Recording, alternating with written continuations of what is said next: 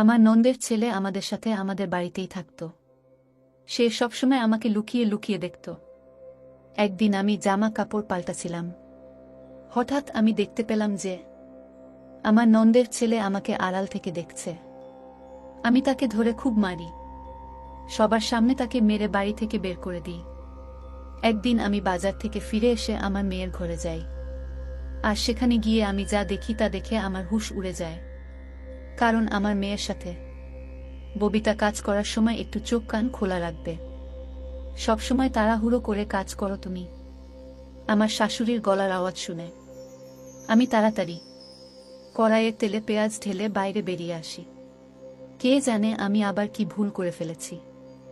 আমার বিয়ের ৮ মাস হয়ে গেছে, আর এই ৮ মাসের একদিন ও যায়নি যেদিন আমি শাশুড়ির বকা খাইনি।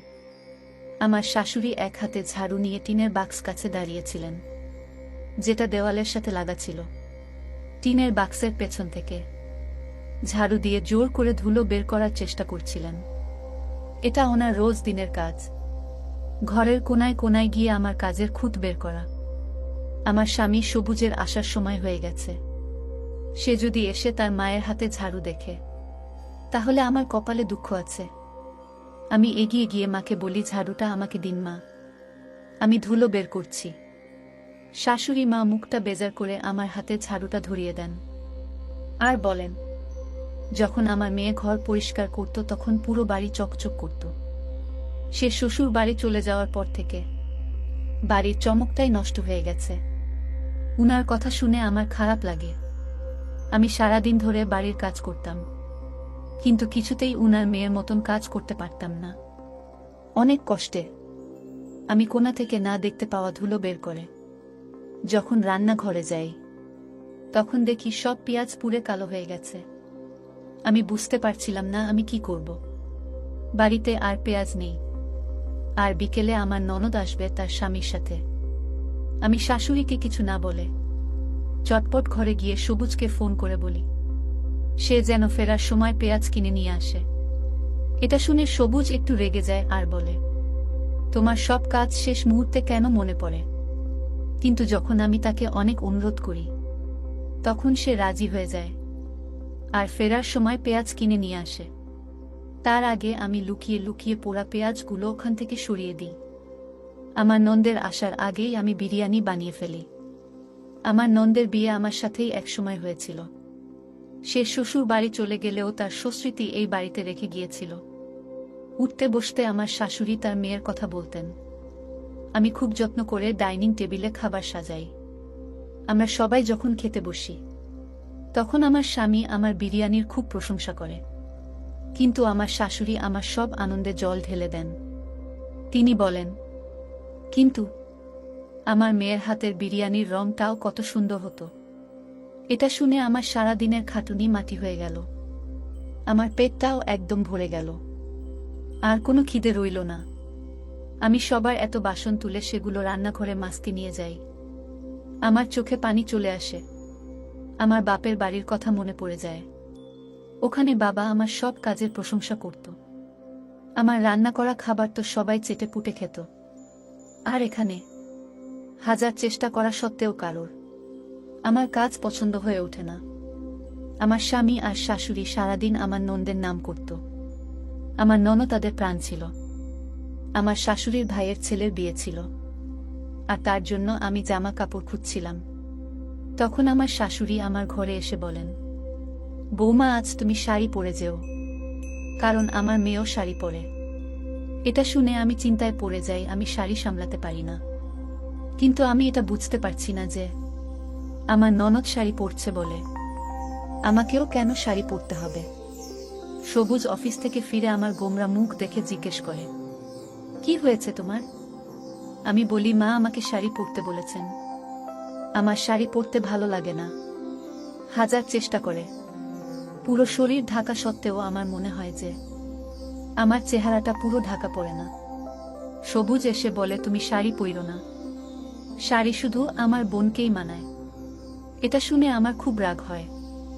আমি জেদ করে শাড়ি পরি আর কোনো রকমে তুলতে তুলতে বিয়ে বাড়িতে গিয়ে পৌঁছায়। ওখানে গিয়ে আমি জানতে পারি যে আমার ননদ গর্ভবতী। সে খুশি হয়ে সবাইকে এই খবরটা শোনাচ্ছিল। এটা শুনে আমিও খুশি হই, কিন্তু কিছুক্ষণ পর আমার সব আনন্দ মাটি হয়ে যায়। আমার ননদ গর্ভবতী শুনে সবাই আমাকে প্রশ্ন করতে শুরু করে যে আমি কবে গর্ভবতী হব, কারণ আমাদের একসাথে বিয়ে হয়েছিল। আমি বুঝতে পারছিলাম না সবার প্রশ্নের কি উত্তর দেব। পরের দিন আমার শাশুড়ি আমাকে ডাক্তারের কাছে নিয়ে যান। তারপর জানা যায় যে আমার কিছু সমস্যা, যার চিকিৎসা হওয়ার পরেই আমি মা হতে পারব। বাড়িতে এসে আমার শাশুড়ির সারা বাড়ি মাথায় তোলে। আমি ঘরে দরজা বন্ধ করে বসে থাকি। সবুজ আমাকে এই নিয়ে কিছু বলে না, কিন্তু সবাই আবার আমার নন্দের প্রশংসা করতে থাকে। আমার শাশুড়ি তার জন্য অনেক রকমের রান্না করতেন। আমাদের বাড়ি থেকে তার জন্য খাবার, ফল, জুস সব যেত, যেন মনে হতো যে তার শ্বশুর বাড়িতে কিছুই নেই। সে সময় সেই দিনটা আসে যেদিন আমার নন্দের একটা ফুটফুটে ছেলের জন্ম দেয়। আমার নন্দের ছেলে অনেক ছোট বয়স থেকেই আমাদের বাড়িতে থাকত। আমার নন্দের স্বামী কাজে যাওয়ার সময় তাকে আমাদের বাড়িতে দিয়ে যেত, আর ফেরার পথে তাকে নিয়ে যেত। আমার ননদ ঘর আর বাচ্চা দুটো একসাথে সামলাতে পারত না, তাই সে তার ছেলেকে আমাদের বাড়িতে পাঠিয়ে দিত। সেই ছোট বাচ্চাটাকে আমি খুব ভালোবেসে ফেলি। আমার শাশুড়ি মায়ের বয়স হয়েছিল, উনার ক্ষমতা ছিল না এত ছোট একটা বাচ্চাকে সামলানোর। তাই আমার নন্দের ছেলে সেলিমের দায়িত্ব আমার ঘাড়ে এসে পড়ে।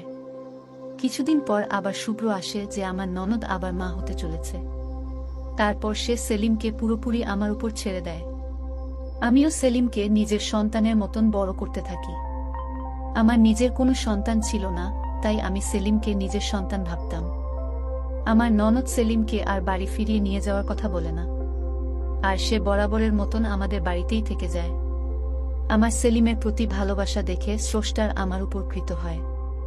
সেলিমের যখন 4 বছর বয়স তখন আমার একটা মেয়ে হয়। আমার মেয়ে হওয়ার পরেও আমি সেলিমকে নিজের কাছে রাখি আর দুটো বাচ্চাকেই একসাথে বড় করি।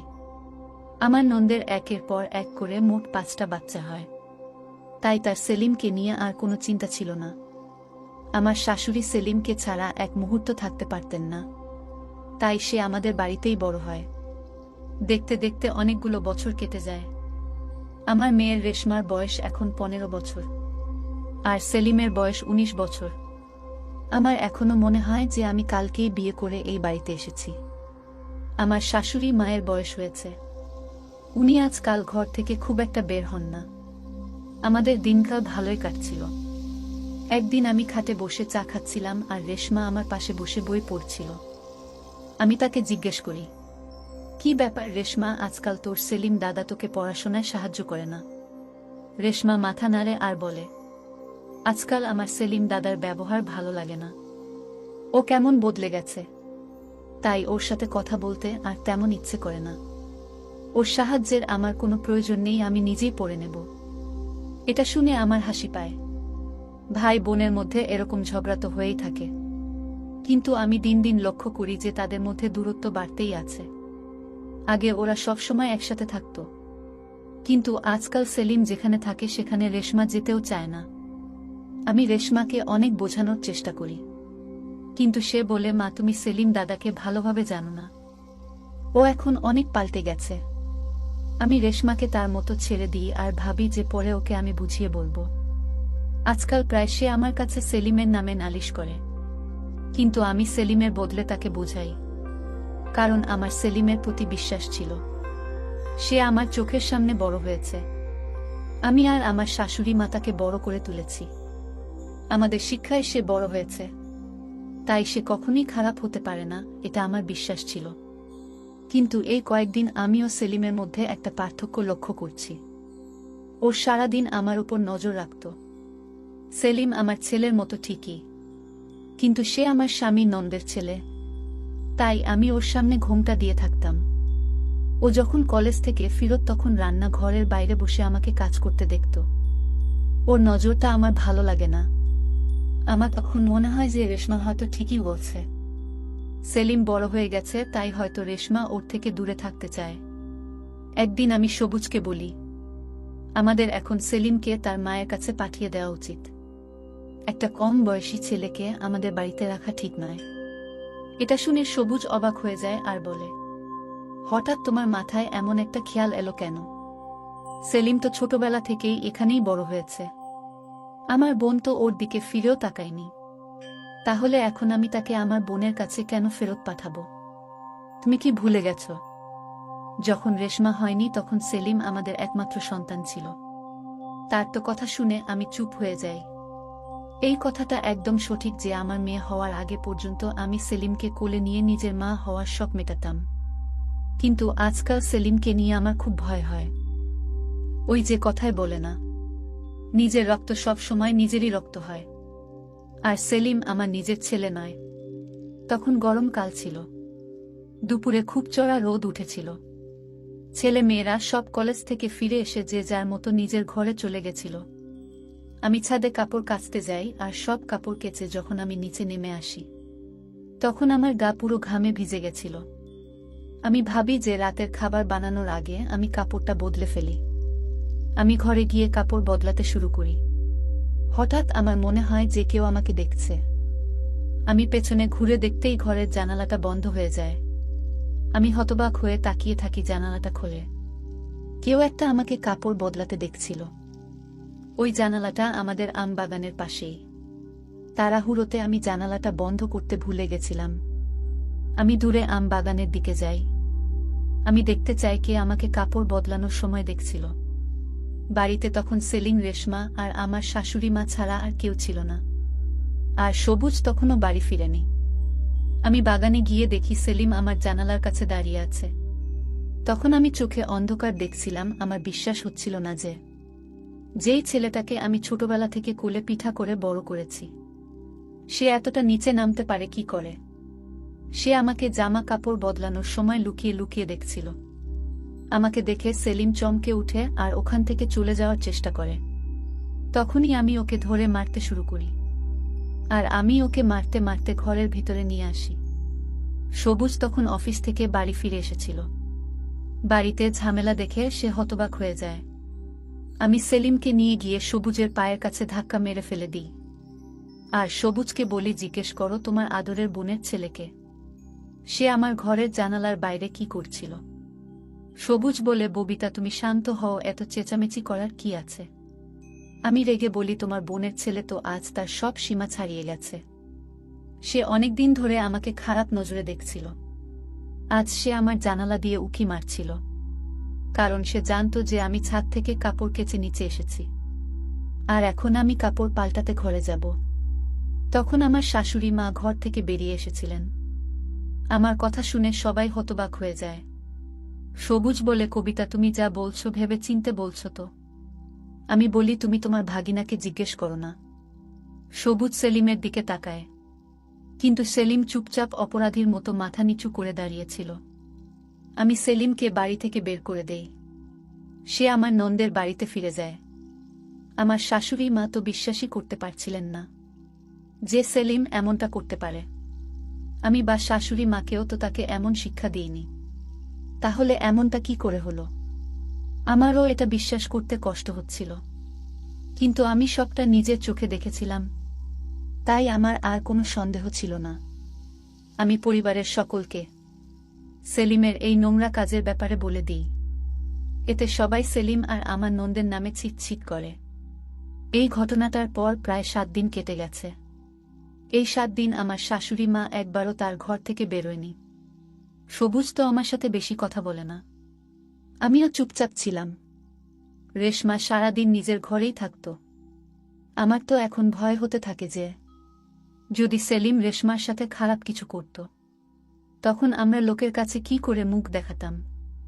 সেলিমে যাওয়ার পর আমি বুঝতে পারি যে সেলিম বাড়ির অনেক ছোটখাটো কাজ করে দিত।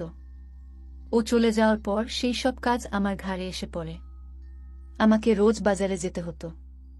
সবুজ সারাদিন অফিসে থাকত আর সে অনেক বেলা করে ফিরত। তাই কিছু কেনার দরকার হলে আমাকে বাজারে যেতে হতো। একদিন দুপুরে খুব চড়া রোদে আমাকে বাজারে যেতে হয়। আমি কয়েকটা কেনাকাটা করে তাড়াতাড়ি বাড়ি ফিরে আসি। বাড়ি এসে আমি প্রথমে রেশমার ঘরে গিয়ে তার পছন্দের কেকটা দিয়ে আসি। সেই ঘরে পড়াশোনা করছিল। আমি তার জন্য তার পছন্দের কেকের দোকান থেকে কেক আর চকলেট কিনে এনেছি। রেশমা তখন তার ঘরে লেখাপড়া করছিল। তারপর যে আমি রেশমার ঘরে গিয়ে দরজাটা খুলি, অমনি আমার আত্মা কেঁপে উঠে। আমার মেয়ে একটা ছেলের সাথে বিছানায় শুয়েছিল। রেশমা হয়তো ভেবেছিল আমার বাজার থেকে ফিরতে দেরি হবে। তখন আমাকে দেখে তার চেহারার রং পাল্টে যায়। তার পাশে শুয়ে থাকা ছেলেটা দ্রুত করে ওঠে, ঘরের জানালা দিয়ে পালিয়ে যায়। আমি তার পিছু নিয়ে আম বাগানে যাই, কিন্তু সে পেছনে দরজা দিয়ে পালিয়ে যায়। সে এত তাড়াতাড়ি পালায় যেন মনে হয় এটা তার প্রতিদিনের অভ্যাস। আমি হতাশ হয়ে বাগানে বসে পড়ি। রেশমা আমার জন্য জল নিয়ে আসে, কিন্তু আমি জলের গ্লাসটা মাটিতে ফেলে ভেঙে ফেলি। আমি রেশমার চুলের মুঠি ধরে বলি, সত্যি করে বল, এসব কতদিন ধরে চলছে? ওই ছেলেটা কে ছিল যে দুপুর বেলা তোর ঘরে ঢুকেছিল? রেশমা ভয়ে কেঁদে ফেলে, কিন্তু আমি বলি, আজ আমার হাত থেকে তুমি কিছুতেই বাঁচতে পারবে না। রেশমা কাঁদতে কাঁদতে বলে, এই ছেলেটা আমার সাথে কলেজে পড়ে। আমি ওকে খুব পছন্দ করি, কিন্তু সেলিমের ওকে পছন্দ ছিল না। সেলিম চাইতো না আমি ওর সাথে মেলামেশা করি, কারণ ওর মনে হতো ও খারাপ ছেলে। রেশমা আরও বলে যে সেলিম রেশমাকে ওই ছেলেটার সাথে মেলামেশা করতে বারণ করত, আর এই কারণেই ওদের মধ্যে দূরত্ব বেড়েছিল। রেশমার পছন্দ ছিল না সেলিম তাকে কোনো কাজে বাধা দিক, আর সেলিম রেশমাকে ভুল পথে যেতে দিতে চায়নি। সেলিম আমাকে রেশমার ব্যাপারে অনেকবার জানাতে চেষ্টা করেছিল, তাই সে আমার আশেপাশে ঘুরত, কিন্তু তার সাহস হয়ে ওঠেনি। এই কথাটা আমাকে মুখ ফুটে বলায় রেশমা সেলিমের বিরুদ্ধে আমার কান ভাঙাত, ওর নামে খারাপ কথা বলতো।